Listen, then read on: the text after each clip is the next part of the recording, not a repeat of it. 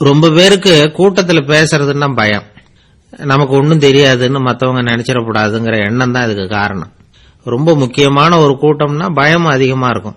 முக்கியமானவங்க எல்லாம் வருவாங்களே, அவங்க எல்லாம் நம்மளை பத்தி மட்டமா நினைச்சிருவாங்களே அப்படிங்கிற பயம் வந்துடும். ஆனா மேடை பேச்சுங்கிறது அவ்வளவு கடினமான ஒரு காரியம் இல்லைங்கிறாங்க அது சம்பந்தமான நிபுணர்கள். யாரும் பேச்சாளர் ஆகலாம், இது ஒன்னும் பெரிய கிஃப்ட் கிடையாது அப்படின்னு அவங்க சொல்றாங்க. நீங்க ஒரு சிறந்த பேச்சாளர் ஆகணுமா அப்படின்னா அதுக்குன்னு சில ஆலோசனைகளை சொல்லி வச்சிருக்கிறாங்க அனுபவசாலிகள்.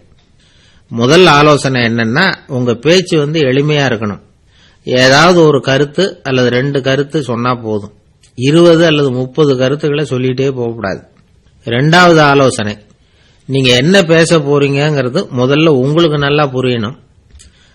அதுக்கப்புறம் தான் அதை அடுத்தவங்களுக்கு புரிய வைக்க முடியும். எப்படி ஆரம்பிக்க போறோம், எந்த கருத்தை முக்கியமா வலியுறுத்த போறோம், எப்படி முடிக்க போறோம் அப்படிங்கறத முதல்ல நல்லா சிந்திச்சு மனசுல வச்சுக்கணும். கடைசியா என்ன சொல்றீங்களோ அதுதான் கேட்கறவங்க மனசுல நிக்கும். மூணாவது ஆலோசனை என்னன்னா, உங்க பேச்சு சுருக்கமா இருக்கணும். ஒரு 15 நிமிஷம் பேசுறது ரொம்ப பொருத்தம். மணிக்கணக்கில் பேசிக்கிட்டு இருக்கிறது நல்லதில்லை.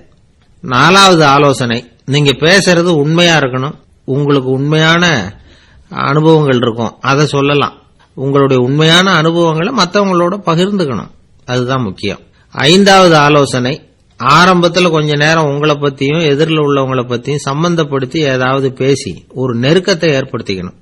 ஒவ்வொருத்தரும் இப்ப இவர் பேச போறது நம்ம சம்பந்தப்பட்டது அப்படின்னு நினைக்க ஆரம்பிச்சிருவாங்கல்ல, அதுக்கப்புறம் அவங்க கேட்க தயாராயிட்டாங்கன்னு அர்த்தம். எதிரில் உட்கார்ந்துருக்கிற கூட்டத்திலிருந்து 3 பேரை தேர்ந்தெடுங்க. அதாவது வலது பக்கம் ஒருத்தர், நடுவுல ஒருத்தர், இடது பக்கம் ஒருத்தர். அதாவது உங்களை ரொம்ப கனிவாகவும் ஆர்வமாகவும் பார்க்கிறவரா பார்த்து தேர்ந்தெடுத்துங்க மனசுக்குள்ள. நீங்க பேசும்பொழுது என்ன பண்ணணும்னா, இவங்களை நேருக்கு நேரா மாறி மாறி பார்த்துக்கிட்டே பேசுனீங்கன்னா நீங்க ஏதோ ஒட்டுமொத்த கூட்டத்தையும் பார்த்து பேசுறதாக ஒரு உணர்வு அது ஏற்படுத்திவிடும். ஆறாவது ஆலோசனை என்னன்னா, சொற்பொழிவுன்னா நீங்க பேசணும், படிக்கப்படாது. எழுதி படிக்கிறது நல்லா இருக்காது. குறிப்புகள் வேணும்னா வச்சுக்கலாம்.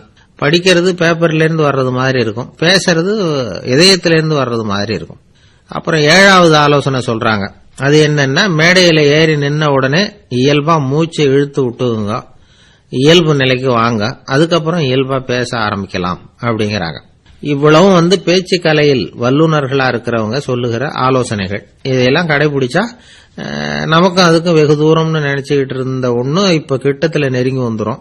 நாம சொல்றபடியெல்லாம் அது கேட்கும். ஒரு பேச்சாளர், அவருக்கு சுருக்கமாவே பேச தெரியாது. மேடையில ஏத்தி விட்டுட்டா போதும், ஆரம்பிச்சிருவார், நிறுத்த மாட்டார், பேசிக்கிட்டே இருப்பார். ஒரு தடவை அவர் ஒரு கூட்டத்துல ரொம்ப நேரம் பேசிக்கிட்டே இருக்கிறார். எதிரில் பொறுமை இழந்த ஒருத்தர் தன்னுடைய கை கடிகாரத்தை காட்டினார். அதை கவனிச்ச பேச்சாளர், மன்னிக்கணும், கை கடிகாரம் நான் கொண்டுகிட்டு வர மறந்துட்டேன், அதுதான் நேரம் போனதே தெரியல அப்படின்னு சொல்லியிருக்கிறார். இதுக்கு அவரு சொன்னாராம் கோபமா, ஏய்யா கடிகாரத்தை தான் பார்க்க முடியல, மறந்துட்டேன், பக்கத்துல மாட்டிருக்கிற காலண்டரையாவது பார்க்கப்படாதா அப்படின்னாராம்.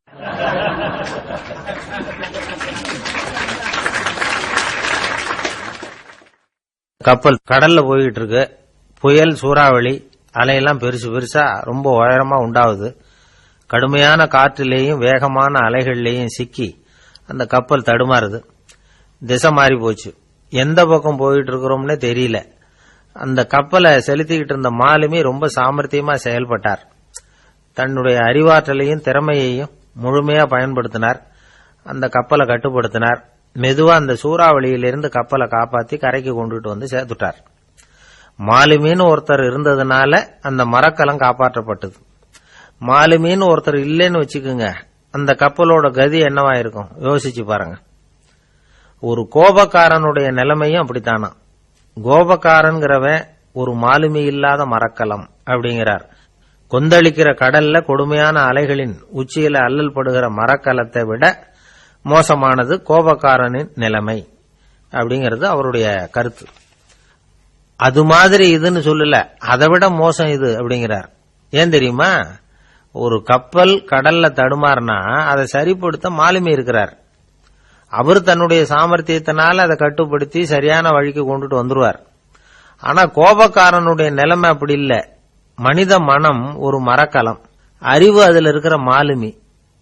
மாலுமி மரக்கலத்தை செலுத்துறான், அவனுக்கு கட்டுப்பட்டு அது ஓடுது. ஆனா கோபக்காரன்கிற மனுஷங்கிட்ட அறிவுங்கிற மாலுமி சரியா வேலை செய்ய மாட்டான். ஏன்னா கோபம் அந்த மாலுமியின் கண்களை அவிச்சிரும், காதுகளை கேட்காம பண்ணிவிடும். கண்ணையும் காதையும் மூடிவிட்டு கப்பலை ஓட்டுனா எப்படி ஓட்டுறது? அதனால கோபக்காரன் மாலுமி இல்லாத மரக்கலம். இடி மின்னல்ல மாட்டிக்கிட்டு கஷ்டப்படுற கப்பல் மாதிரி கஷ்டப்படுறான். பெரியவங்க எல்லாம் என்ன சொல்றாங்க? உனக்கு கெடுதல் பண்ணவனுக்கும் நீ நன்மையே செய், எவருடைய விருப்பு வெறுப்பையும் பொருட்படுத்தாதே. பரம எதிரிக்கும் நீ நன்மை செய்ய ஆரம்பிச்சா உன்னுடைய தூய நிலையை பார்த்துட்டு அவனும் உனக்கு நெருக்கமான நண்பனா ஆயிடுவான். இதுதான் பெரியவங்க நமக்கு சொல்லி இருக்கிறது. இன்னா செய்தாரை ஒருத்தல் அவர் நாண நன்னயம் செய்து விடல் அப்படிங்கிறார் திருவள்ளுவர். செல்வந்தர் ஒருத்தர்கிட்ட ஒரு சிறுவன் ஆடு மேய்ச்சிக்கிட்டு இருந்தானா.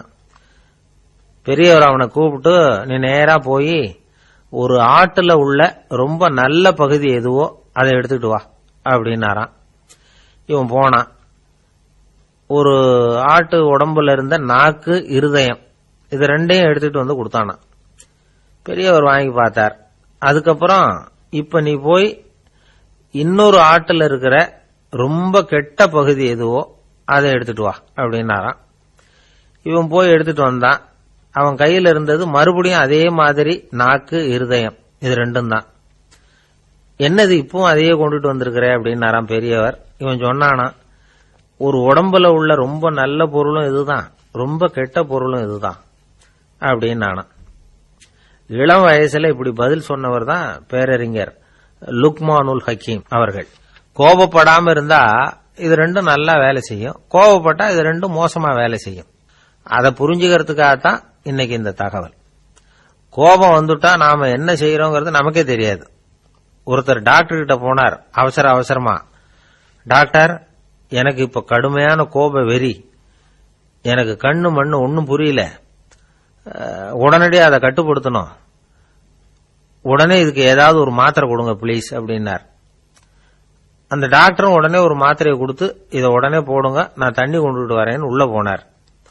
தண்ணியோட திரும்பி வந்தார். இவரு சொன்னார், டாக்டர், நீங்க கொடுத்த மாத்திரை ரொம்ப பெருசா இருந்தது, இருந்தாலும் கஷ்டப்பட்டு முழுங்கிட்டேன்னார். டாக்டர் சந்தேகத்தோட மேசையை பாக்குறார். பார்த்தா மாத்திரை அங்கேயே இருக்குது, பேப்பர் வெயிட்ட காணல. இந்து மதம் வாட்ஸ்அப் குழுவில் இணைய 9789 374 109 என்ற எண்ணிற்கு உங்கள் வாட்ஸ்அப் மூலம் ரிக்வெஸ்ட் அனுப்பவும்.